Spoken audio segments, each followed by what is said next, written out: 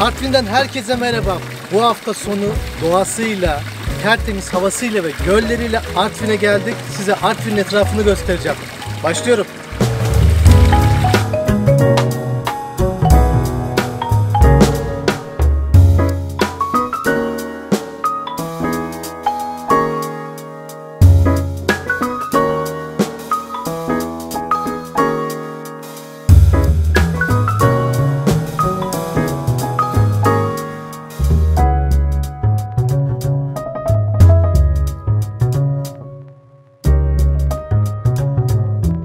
Evet, şimdi geldik Artvin'in Borçka ilçesindeki Karagöl Milli Parkı'na. Artvin'de iki tane Karagöl var. Bir tanesi de Şavşat'ta, buradan daha yukarıda. Biz şimdi Borçka'dakine geldik. Burası bir tabiat parkı ama arkamda gördüğünüz gibi sisler altında kaldı. 5 dakika önce çok güzel bir manzara vardı. İçinde kayıklar turluyorlar. Bayram olduğu için biraz kalabalık tabii ama yapacak bir şey yok. Şimdi sis yavaş yavaş dağılmaya başlıyor. Dağılsın, size bir de etrafın görüntülerini çekeceğim.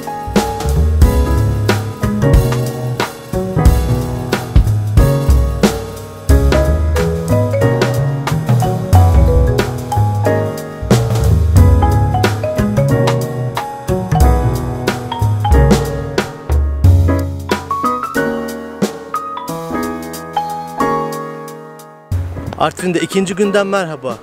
Bugün Macahel'de güne başladık. Camili köyünde.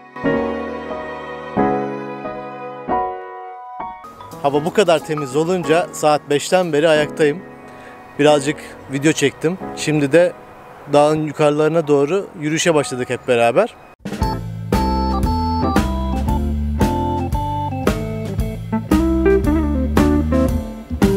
Dün size Karagöl'ü gösterdim ama sis maalesef dağılmadığından çok fazla çekim yapamadım ve orada da anlatım yapamadım. Bayram olduğundan Karagöl acayip kalabalıktı. Karagöl'den Macahel'e doğru çıkarken 1800 rakımlı bir geçitten geçmemiz gerekiyordu ve sis daha da fazla arttı. 1-2 metre görüş alanı olan bir sisin içinde kaldık. 1800 rakım, sağ taraf uçurum.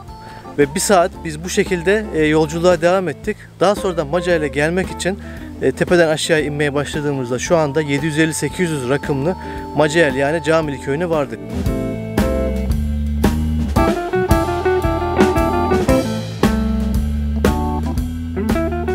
Muhteşem bir doğa, muhteşem bir yeşillik. Etraf yeşilin 1001 tonu tam anlamıyla. Ve bizimkilerle yürüyüş yapıyoruz. Nihan, beğendin mi burayı? Evet, sabah yürüyüşüne çıktık. Gerçekten muhteşem bir doğası var. Hadi devam edelim.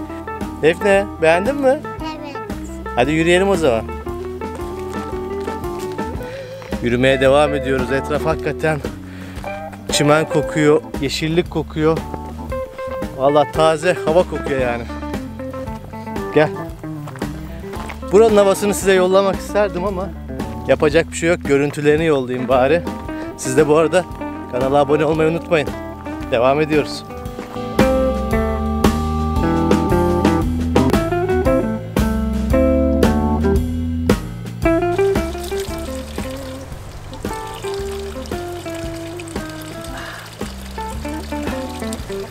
Toprağın içinden mis gibi, buz gibi su çıkıyor. Süper valla. Sabah yürüyüşümüzü yaptık. Arkamda kaldığımız otel var. 4 adet bungalov.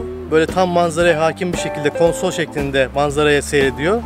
Şimdi şu tarafta kahvaltımızı yapacağız.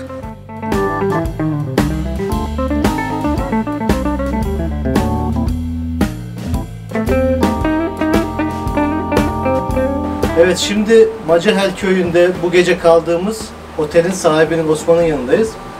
Bugünkü ismiyle de Camili köyündeyiz. Macahel ismi Osman galiba Gürcüce ismi değil mi? Macahel Gürcüce bir isim abi. Evet. Maca bilek demek.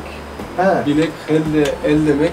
Bileğe bağlı 5 köy. Yani Macahel bölgesi 6 köyden ibaret. Macahel'in merkezi de burası. Camili köyü. Burada başka bir de arıcılık ünlü. Bölgemizde arıcılık ünlüdür. Şöyle, bölgemizde bulunan Kafkas arı ırkı dünyada tek ırktır. Hemen hemen her evde arıcılık yapılıyor. Tabii ki arıcılık yapılmaktadır. Bölgede kestane balığı, çiçek balığı, karakovan balığı bulunmakta. Bölge UNESCO tarafından korunan bir bölgedir. Biyosfer rezervi alanıdır zaten. Zaten evet, yeşilliği, doğayı biraz gösterdim. Yani hani inanılmaz bir yeşillik. Ben de Trabzonluyum gerçi ama bizim oralarda bu kadar yeşil yok. Ya buranın bin bir türlü yeşili var. Burası Hopa'dan ulaşabiliyorsunuz buraya zaten. Eğer Karagöl'e, Borçka Karagöl'e gelirseniz Macahel'de yaklaşık 45 dakika mesafede. Dediğim gibi burası da Seyri Macahel Bungalov isimli otel. Burada 4 adet bungalov odalar var. Odalar gayet büyük, temiz. Bu bölgede manzaraya hakim bir şekilde kahvaltı ve akşam yemeği yediğimiz bölge.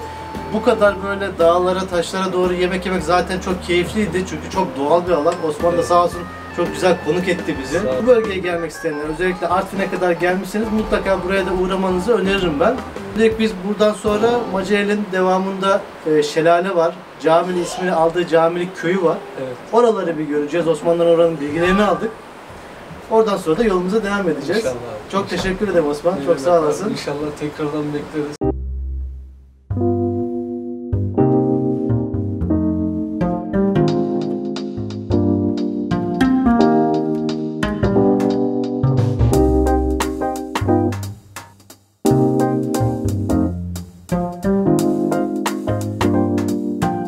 Şimdi de Macahel'e ve bugünkü adıyla Camili Köyü'ne ismini veren Ahşap Cami'nin önüne geldik. Tarihi bir cami. Bu cami 1855 yılında yapılmış buraya.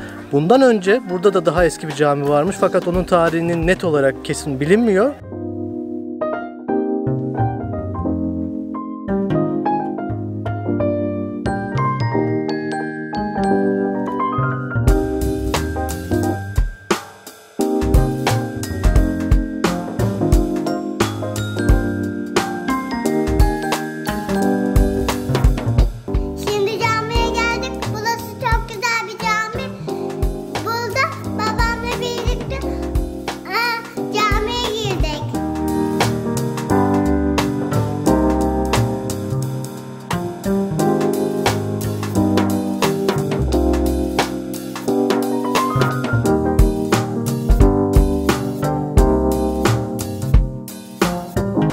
Camili Köyü'nden tırmana yarım saat sonra Maral Şelalesi'nin alanına geldik. Böyle tek şeritli patika bir yol ama ben kendi binek aracımla çıkabildim. Döne döne çıktık.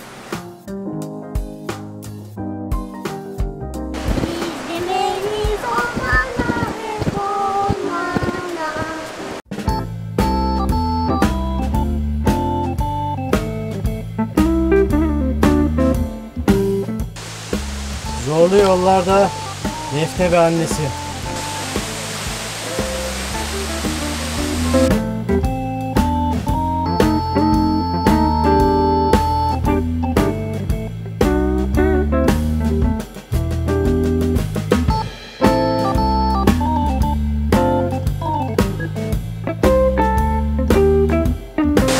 Ve işte sonunda Maral Şelalesi'nin dibine indik.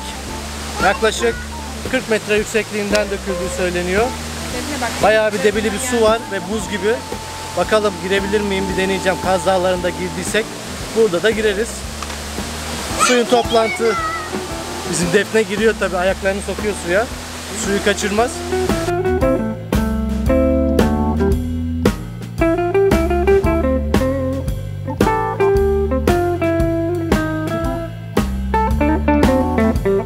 Bayağı acıktık. Karşıda galiba bir lokanta var. Şu köprüden geçebilenler yemeği hak ediyorlar. Bakalım. Düşmezsek.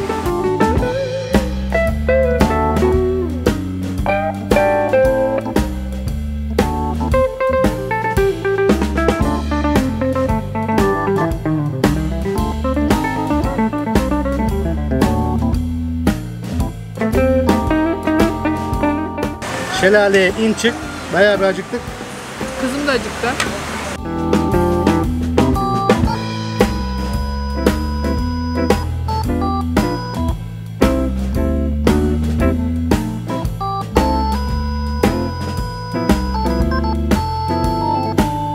Macahel'den Borçka'ya dönüş yolundayız. Dün yakalandığımız sise 1800 rakamında yine yakalandık. Ama bugün birazcık daha erken çıktık.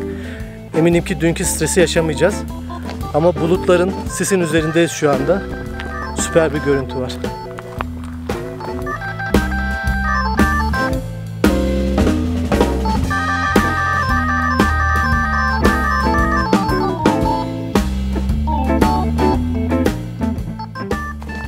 tekrar çökmeye başladı. Sisin içinde kalmadan hemen arabaya binip yola devam ediyoruz. Dünkü stresi tekrar yaşamak istemiyorum.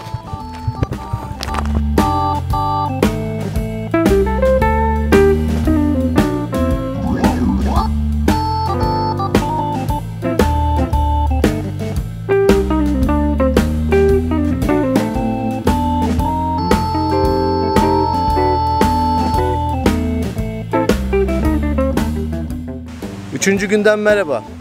Dün gece de Borçka Karagöl'e yakın 2 kilometre mesafede Zezemere Pansiyon'da kaldık. Dere kenarında bungalovları var. Bungalovlar dere kenarında olduğu için kahvaltı yapacağımız yer yaklaşık olarak şuralarda bir yerde. Ve o yüzden de arabayı indirmemiştik. Bu yolu yürüyerek çıkacağız. Mısır tarlaları, fasulye tarlalarının içinden yürüyerek tertemiz havanın ve hava da çok güzel güneşin altında oksijeni içimize çeke çeke bir sabah yürüyüşü yapıyoruz. Ondan sonra da kahvaltıyı hak etmiş oluruz. Güzel bir kuymağa indiririz artık.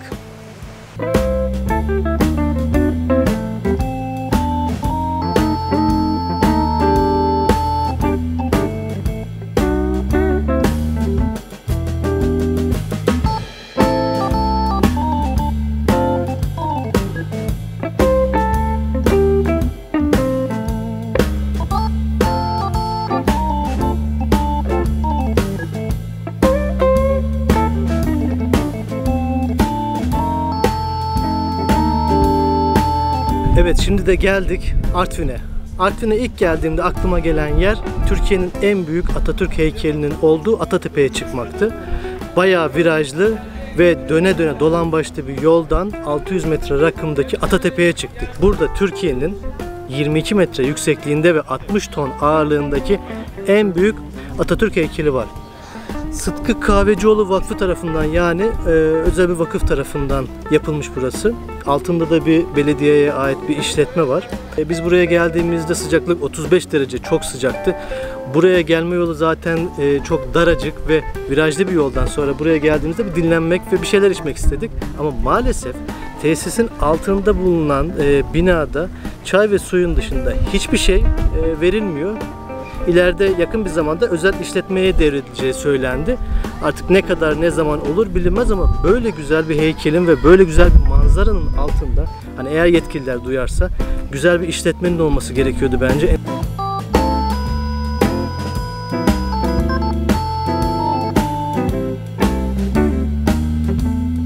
Artvin'deki 2 gece 3 günlük gezimde sizlere doğal güzelliklerin, yemyeşil alanlarını, göl ve şelalelerini göstermeye çalıştım. Umarım beğenmişsinizdir. Kanala abone olmayı ve videonun altına yorum yazmayı da lütfen unutmayın ki bundan sonra çok daha güzel yerleri size göstereyim. Bir sonraki videoda görüşürüz o zaman. Hoşça kalın.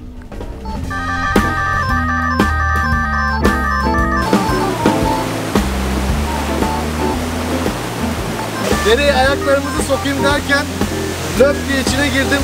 Baştan aşağı ıslandım. Şimdi camide oynuyorum ben, anne aşağıda. Bu kuymak yenir.